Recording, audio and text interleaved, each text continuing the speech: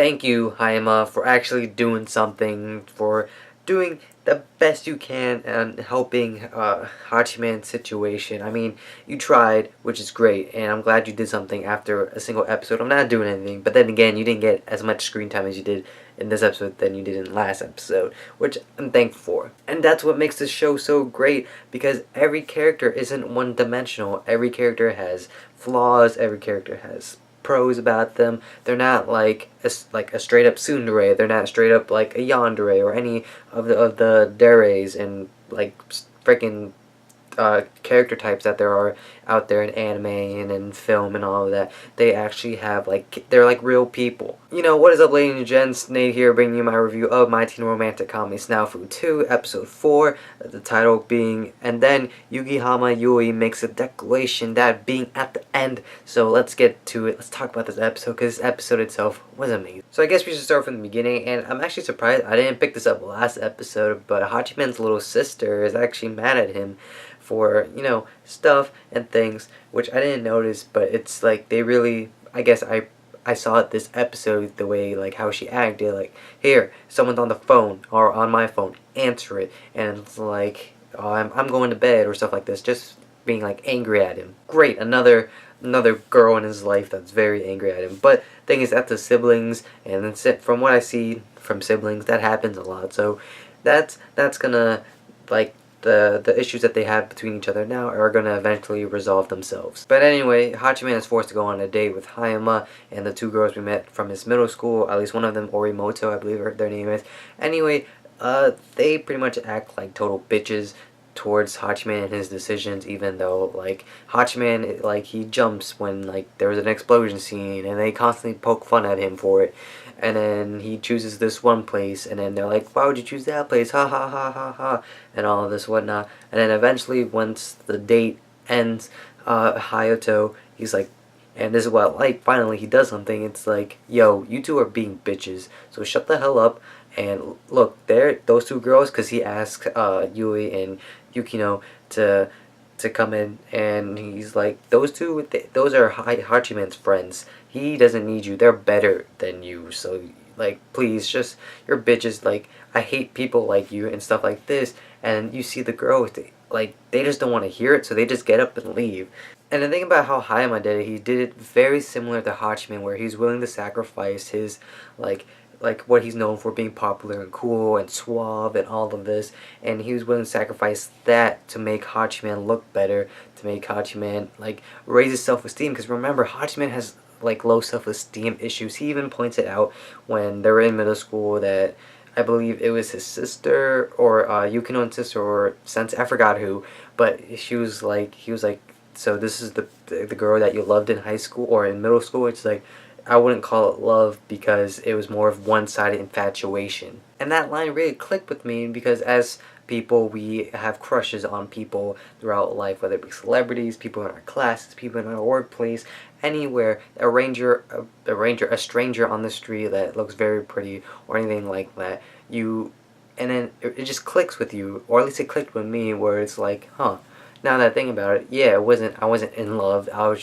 It was more like, I liked this person, but it was only from my side, and like, she wasn't returning it, stuff like that. But during the day, we get to see Iroha, I believe that's what her name is. Anyway, she reveals her true self to Hachiman, and even, what's his face, Hayama points it out to him, where she's like, she acts all cute, but then she's giving like freaking cold lines and all of this. And thing is, it was a very quick scene, so, like, and from what I understand, she's gonna like migrate her way to being a main character. And somebody on Reddit made a very similar comparison, where Iroha is very similar to Ami from Toradora, which I actually like Ami from Toradora, so maybe I'll like Iroha as a character a lot too.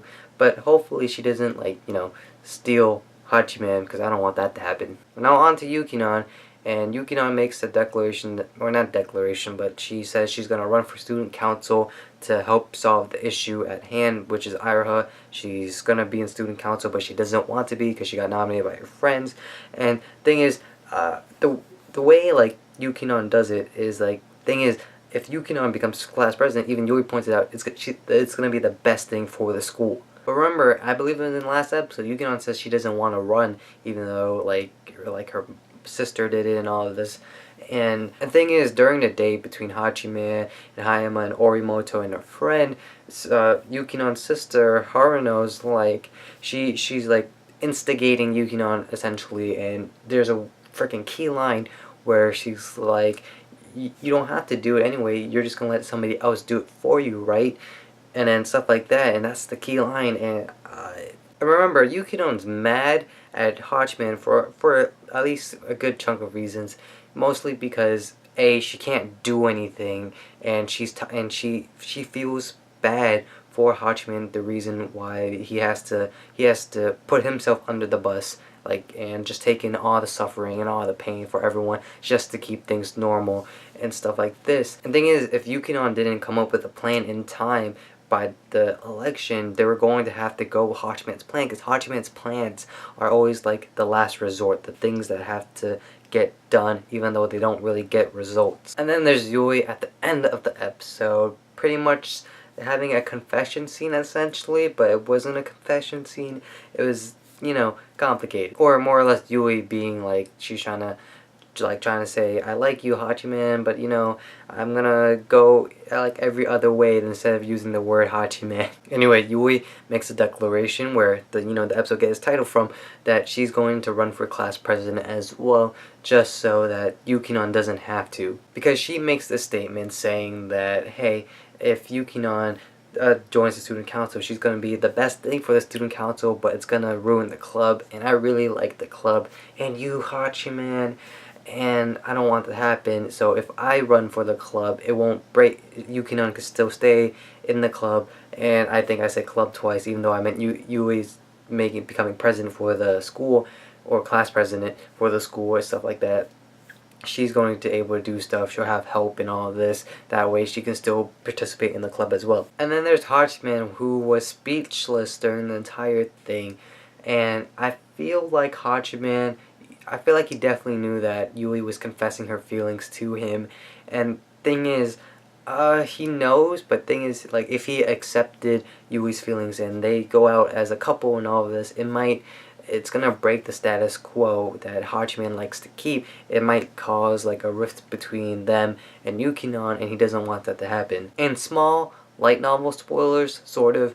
In the light novels, they really explain, like, due to the fact that light novels are in a first person type of view and you're viewing it from Hachiman's point of view, whenever he talks about Yukinon, he's always, this is just me reading off of, just like learning off of like other people and their thoughts and how the way the light novels work, but like the way Hachiman explains Yukinon in the novel is that he uses paragraphs, he's like descriptive and everything, he says beautiful and elegant and all of these like cool words, and for Yui, he just says, oh yeah, she's cute and stuff like that. So Hachiman might not realize that he actually has feelings for Yukinon, and well, hopefully they'll get to that, but you know, we'll wait. And that last scene where we have Hachiman just in his room, I think, just staring at the ceiling, that was him like just thinking about Yui and her feelings essentially. But yeah, my grade for the episode, an A, of course. This anime is absolutely incredible. I love it so much. All of the characters are so great. Like, I don't really hate a character that much, except like, but thing is, like, when I hate them, I hate them because they're so realistic and they're just like people in real life, and like the characters, like I said, they're not one-dimensional like they would be in a standard, like, popular romantic comedy where it would be like, oh yeah, she's just a tsundere, she's just something dere, some like stupid stuff. But yeah, let me know what you guys thought of this episode down below. What you like about it? Did you like seeing Hayama freaking wrecking those girls, Yui making her confession scene, Yukinon like being Yukinon and all of this? With all that being said, I hope you guys enjoyed this review, and thanks for watching. But don't forget to like if you think the video deserves it, subscribe to my channel if you like what you saw and you haven't already, and I'll see you guys all next time for Save Up the End, all these other anime, and until then, bye.